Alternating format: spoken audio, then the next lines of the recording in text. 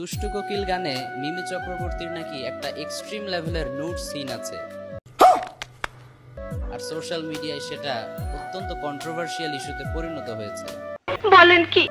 আমার অ্যাসিস্ট্যান্ট আমাকে বলল, হুজুর এই ইস্যুতে কিছু মেসেজ ড্রপ করার জন্য অনেকে আপনাকে রিকোয়েস্ট করেছে। কি আশ্চর্য কথা। তো অ্যাকচুয়ালি টু বি অনেস্ট, আমি কিন্তু খুবই ব্যস্ত মানুষ, এজন্য ইচ্ছা থাকা সত্ত্বেও সব ইস্যুতে ইন্টারাপ্ট করার স্কোপ আমার হাতে থাকে না। বলেন কি?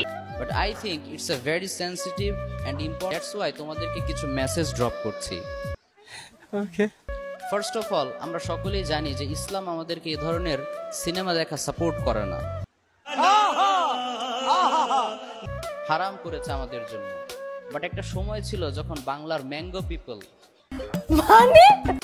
মানে আমজনতা ফ্যামিলির সবাইকে নিয়ে একসাথে অ্যাটলিস্ট বাংলা সিনেমাগুলো দেখতো। তোর মাথা নষ্ট।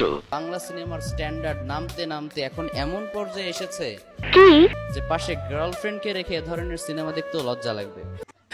ও ভাই মারো, মুঝে মারো।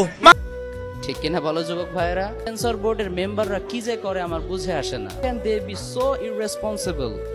একটা সিনেমা পাবলিশ করার পূর্বে সেটা ভালো করে মনিটর, অ্যাটলিস্ট এক্সট্রিম লেভেলের নোট তো তাদের রেসপন্সিবিলিটি ছিল, তারা তাদের দায়িত্ব নেয়। এজন্য আমাদেরকে খুব বেশি সতর্ক থাকতে হবে, অ্যালার্ট থাকতে হবে। নিউজ ফিডে যদি এ ধরনের কোনো কন্টেন্ট তোমার সামনে চলে আসে, জাস্ট ইগনোর দ্যাট।